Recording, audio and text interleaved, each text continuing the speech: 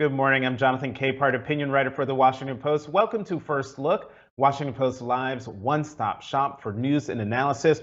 President Biden is dealing with the biggest foreign policy crisis of his presidency with the United States withdrawal from Afghanistan. White House reporter Annie Linsky was one of the three Post reporters who chronicled the White House response to the fall of Kabul, and she joins me now. Annie, welcome back to First Look. Hi, it's great to be here. So, Annie, what went wrong? Well, I mean, if you're Joe Biden right now, you're saying this is the way it was always going to go. I mean, I think that's a lonely position for him to take, but that's what he said this week in his interview with George Stephanopoulos when he suggested that there was no way to get out of this this war without the kind of chaos, the scenes of chaos that we saw. Jake Sullivan, the national security advisor, has suggested that there would be a quote unquote hot wash, is what he called it, a review of all of the decisions made in the days and hours before the fall of Kabul to actually look a little more closely at that question. But I mean, I think that what we saw here, really starting Sunday night into Monday, was just such a different kind of vision than we're used to with the United States military and with U.S. Intervention abroad, where it was just a sort of spectacular, chaotic scene that was heartbreaking for many of the people who have spent 2 decades working on this country, and it does threaten to change the way America is seen in the world, which is something that Joe Biden had promised to shore up. And rather than shoring it up, this moment would appear to, put further cracks in that view. You reported in the story that the Pentagon had run through exercises and scenarios and all sorts of things in preparation for the pullout. So I think a lot of Americans are asking, if you did all that, why weren't they prepared for the real-time unraveling security situation in Afghanistan? Well, I mean, to me, that was one of the more striking kind of bits of information that came out of the first few, days and hours after this chaotic scene.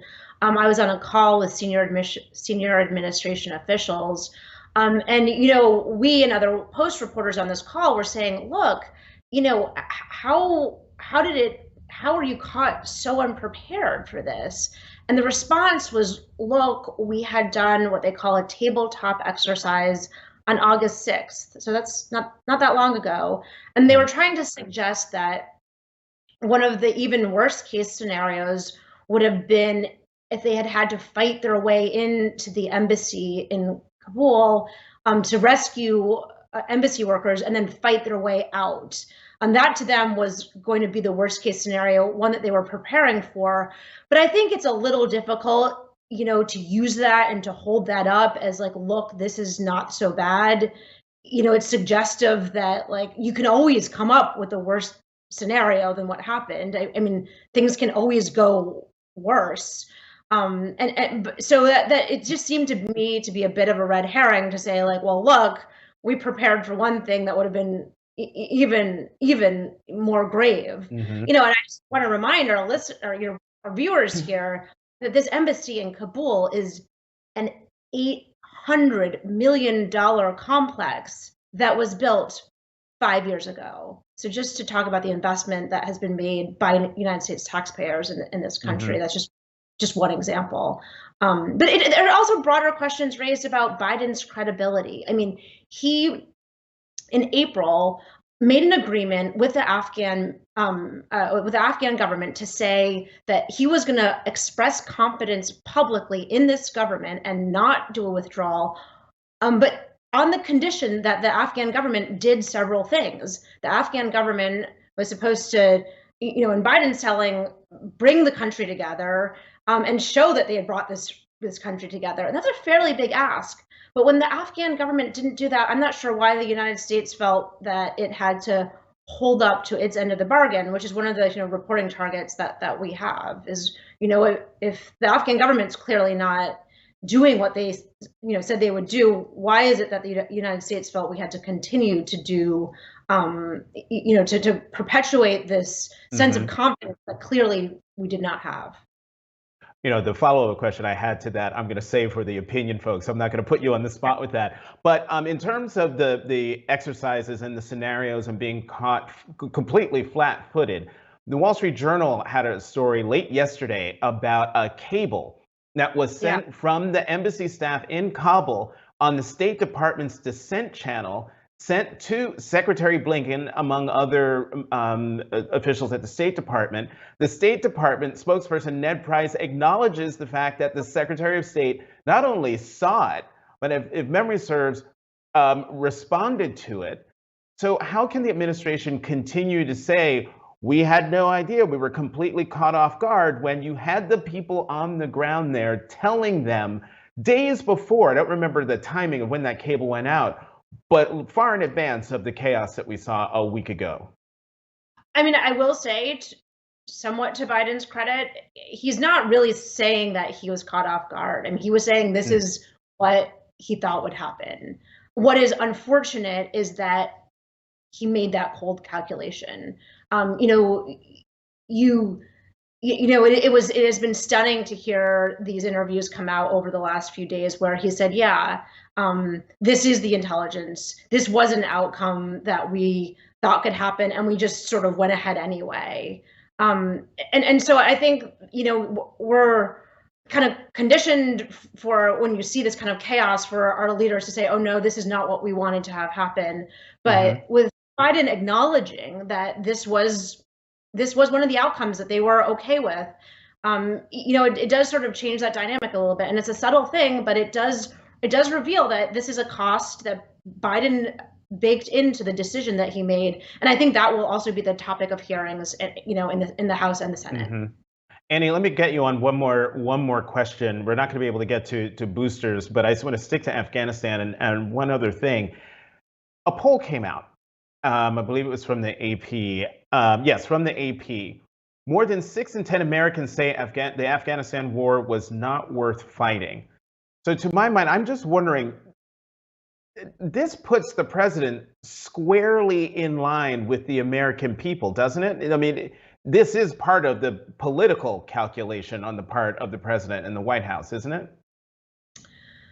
Sure. I mean, I think what the president is hoping is that this moment is largely forgotten or overlooked by the American people, and he is remembered for the larger sort of accomplishment from his perspective of ending the war in Afghanistan, which has become over time, as you point out from the poll, it has become quite popular with the American people. I mean, even surveys of the military show there's a sense that we've been there for 20 years, it's time to go. But I think the White House has been trying to kind of conflate the popularity for ending the war and then say, well, this is the only way we could have ended it. So yes, it'll be a little messy. That's unfortunate, but I said I was going to get out of this, and I did. And that is the White House position, and that's why they're not really disputing these intelligence reports, or that they saw these intelligence reports that the country could fall quickly. There is some, you can talk. The military has some different views on that question, but at the end of the day, the Biden administration is saying, yeah, we did see that this would be messy, but that was the price for doing this very popular thing that we ran on doing. All right, Annie, we are out of time. I'm going to pick up the conversation about Afghanistan and talk about the booster announcement that came this week with our opinionated panel in a minute. Annie Linskey, White House reporter for The Washington Post. Thank you for coming back to First Look. Thank you. Let's go to the opinion side of The Washington Post, where we will find my colleagues Catherine Rampell and Megan McArdle. Welcome back to First Look. Thanks, Jonathan. All right, so let's pick up where Annie left off. You both have written about Afghanistan and what happened this week. Megan, I'll start with you. You write that President Biden and his defenders say that the horror we are seeing play out in Afghanistan right now was always inevitable. Actually, a point that Annie was making a moment ago. You also say that argument has, quote, some undeniable truth to it. Talk more about that. Look, I think, we went in there 20 years ago hoping that we could build a liberal democracy. And I think that the kind of fundamental illusion that every nation has a modern liberal democracy just waiting inside it for America to let it out has been kind of decisively refuted by both Iraq and Afghanistan. Democracy building is a process of decades or centuries. It does not happen on a military timetable. And I think that we just overestimated the cost of going in and underestimated the difficulty of actually doing good rather than harm.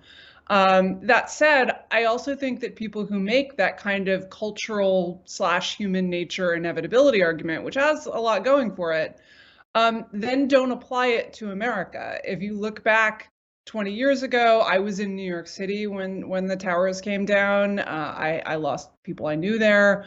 And I think 90% of America wanted to invade Afghanistan. There was never any chance that we weren't going to.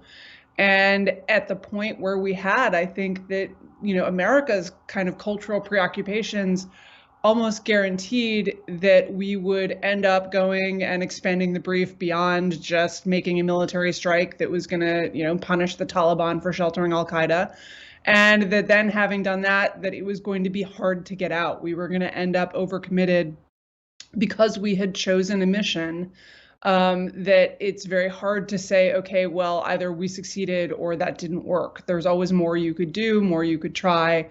And that's how we ended up there for 20 years. And meanwhile, Catherine, you in your column, you write that for most of the two decades that the United States has been in Afghanistan, we have failed our Afghan allies, and the Biden White House dragged its feet on an evacuation plan. At this point, do you think the Biden administration will succeed in getting everyone out by its self-imposed August 31st deadline? Well, they haven't even committed, so far as I know, to getting all of our Afghan allies out. Biden, in his interview earlier this week, committed to getting all American citizens out, which is a different population.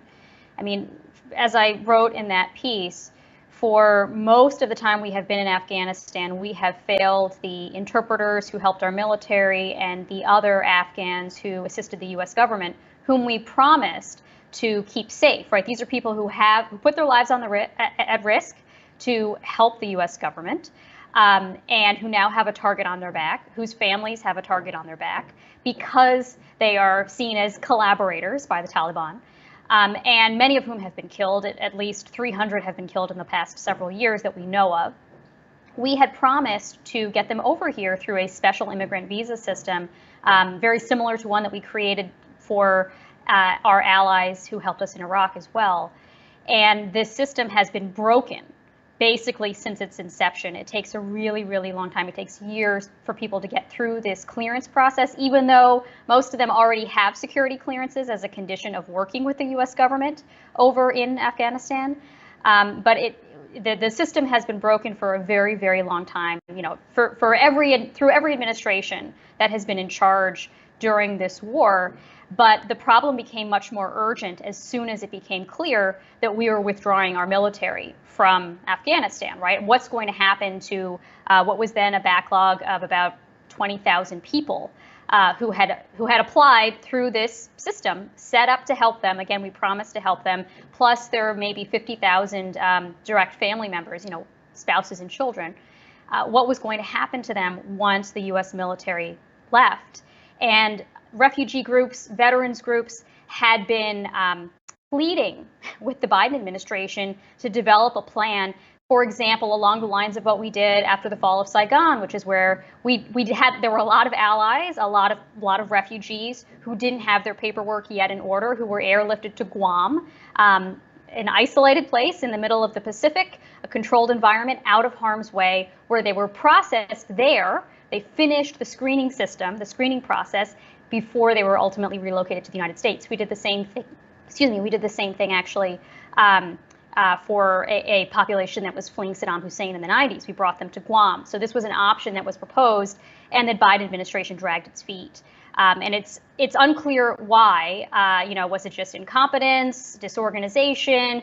Biden had said these people didn't want to leave, which is sort of laughable given the backlog of applications. In my own reporting and reporting of colleagues on the news side of the Post and at other publications, it appears that a major factor here was political cowardice. That basically the Biden White House was wary of the nativist backlash that might result if a large number of Afghans were brought to U.S. soil. They didn't want the Fox News coverage about, the Afghan invasion here. Of course, they got it anyway, right? I mean, this happened anyway, even though he dragged his feet and even though these people are stranded. I don't know. It's very upsetting to me, actually, that we let these sort of political calculations get in the way of keeping our promises and keeping these people safe, particularly since it didn't work out, right?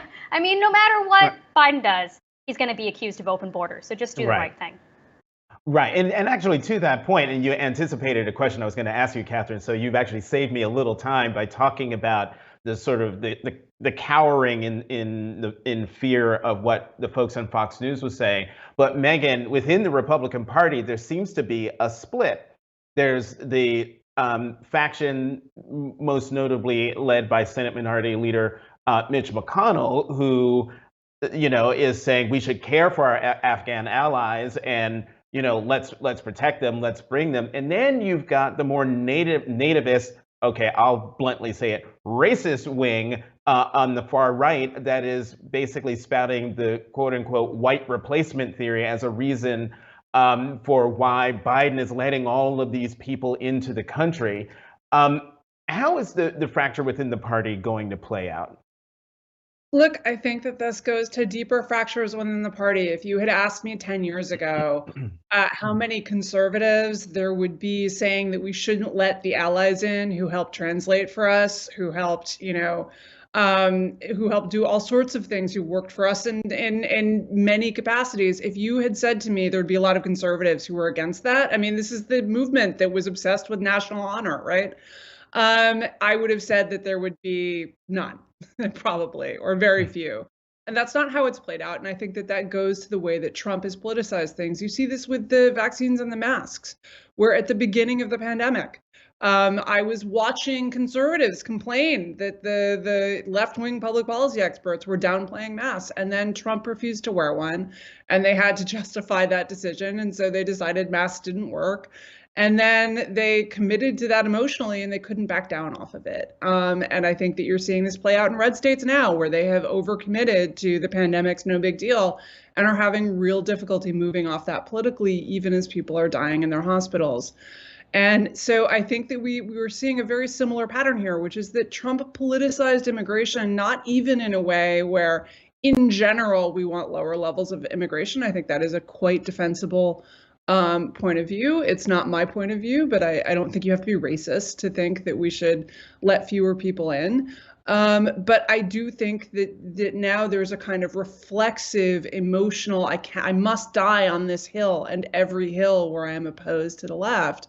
And so when it conflicted with issues like America has obligations, we have national honor to uphold. We don't want to withdraw in chaos and leave our allies to be slaughtered. Well, we're now so dug in on immigration that we can't see past it at all. And I think that is playing out in the party on this, as with so many other issues.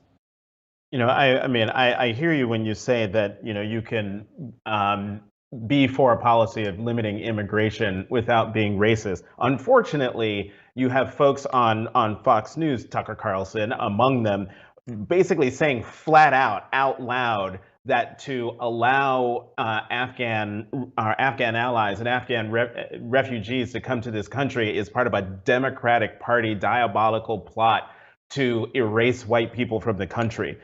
We need to be mindful of what's being said on the #1 cable network in the nation. But you had a nice segue there, Megan, from Afghanistan to the pandemic, which I thought was very artful. And so I'm going to come to you to kick off this part of the conversation, because we got the announcement that booster shots are coming in September. San Francisco joined New York in terms of mandating proof of vaccination to take part in indoor activities.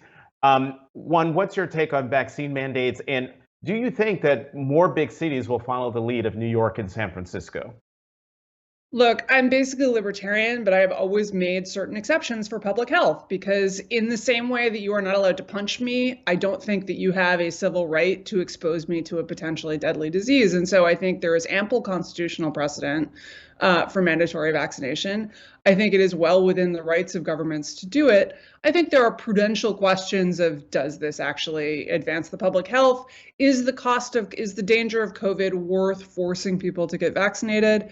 And I think that you can debate those issues, but on principle, I think it's fine. And I think when we look at Delta, when we look at the death toll, and when we look at the fact that we're having breakthrough infections, that people in nursing homes are vulnerable, certainly I think there is reason for a limited policy, at the very minimum, of requiring them, for example, in nursing home workers. But I actually think there is an argument for a broader vaccine mandate, which is just that as long as this disease keeps circulating and keeps infecting people and keeps having lengthy infections, that's more opportunities for it to evolve new ways to overcome our vaccine defenses. And I think, too, people kind of forget. They say, well, what about India? What about all of these larger countries where it is going to circulate? And that's absolutely true. It is a risk. The American public and every other developed nation should be doing more than we are to provide vaccines abroad, to boost manufacturing, to tell companies, make all the doses you can as fast as you can, build new factories, we'll pay. It's fine. It's worth it. And I think that is both on humanitarian and just purely selfish self-interest grounds. I think that is absolutely warranted and the best policy. But I think, people forget Western countries, developed countries, have a lot of immunosuppressed people that you don't find in those developing nations. We have transplant patients and cancer patients and people with autoimmune diseases and so on and so forth. We have a lot more old people. And all of those people, an immunosuppressed patient is a place where the virus can establish a really lengthy infection, which gives it a lot of time to figure out ways around our defenses. And because those people aren't mounting the robust vaccine immune response that we want, it's almost the worst possible world because it has experience with vaccine-induced antibodies, but not enough of them to actually kill it. So in fact, it is really important that we get all Americans vaccinated for the purpose of fighting back these variants and making sure that this is not a long-term problem where every 9 months we're coming up with a new deadly variant we have to contend with. And Catherine, I would love to get your thoughts on what Megan said, but also the president has called on the Education Department, Education Secretary Miguel Cardona, to treat masks in schools as a, quote, civil rights issue and crack down on governors who are seeking to ban mask mandates in schools, i.e. Governor Abbott of Texas, Governor DeSantis of Florida. What do you think about that approach? About the idea of taking a civil rights approach? Look, right. I agree with Megan that the strongest case for any form of government intervention is when there are externalities involved, when one person's behavior affects somebody else negatively, whether it's an infectious disease, whether it's polluting a river, cars spewing pollution into the air, etc. So this is the strongest case we have, the strongest set of circumstances we can come up with. An infectious disease literally hurting other people. That is the most compelling case for government intervention, whatever it looks like. I mean, I think it's interesting the way that these red state governors have been banning mask wearing. I went to public school in Florida. They had no qualms about regulating what I could wear, and that my spaghetti straps had to be 3-finger widths or something, and my shorts had to be a certain length. Pardon? That's precise. Very precise. Why can't? Yeah. I'm sure there were plenty of other children of the 90s who had similar regulations. But in any event, why can't they similarly regulate as part of a dress code, as in fact one school district in Texas has decided to do? I believe the school district that includes that includes Dallas. Why can't they say this is part of the dress code? Right. So there are other tools that and precedents at the very least for guiding how students dress. And then on the civil rights issue, I mean, if you are an immunosuppressed child, if you are a child who is not able to get vaccinated, as children under age 12 are not, yes, this puts your life at risk. This puts your ability to attend school safely at risk. And I think we should be using every tool in our arsenal to try to keep these kids safe and physically in school. A number of these states that have banned the ability to require masks have already had major shutdowns of their school systems, essentially, because kids are having to quarantine. There was some district in Tennessee that I read this morning where they had, again, fought mask wearing, and they're having to take the equivalent of a snow day or an inclement weather day, I believe today or yesterday, because too many staff members are sick, too many children are sick. And I think it is vitally important for these children to be physically in the classroom. We have abundant data at this point that suggests that remote learning, however much effort has been put into it, is a very poor substitute for in-person learning. Kids are falling behind on reading and math and other academic skills. We need to keep them in school, and we need to make sure that they are healthy in school. We should be moving mountains, to make sure that they can continue to stay safe and learning at the same time. Right, and also to give their parents a mental health break after the last year. Real quick, we've got about a minute left, but I want to bring it back to Afghanistan because I forgot to mention the president's going to be speaking about all of this today, early this afternoon. Real quickly, Megan, then Catherine, what do you hope to hear from the president? 20 seconds or less. I hope to hear that things are going to go better in the future than they are in the present, because I think that, the Democrats are kind of downplaying just how badly this has gone, but I think it really has been a disaster. We've still got Americans trapped there. We've still got a ton of allies trapped there. And I need to hear that he has a plan, not just for, well, we're going to really try to get the Americans out, but that there is a real plan for it, and that there is a real plan to deal with all of the people who helped us and who we are now leaving behind. And Catherine?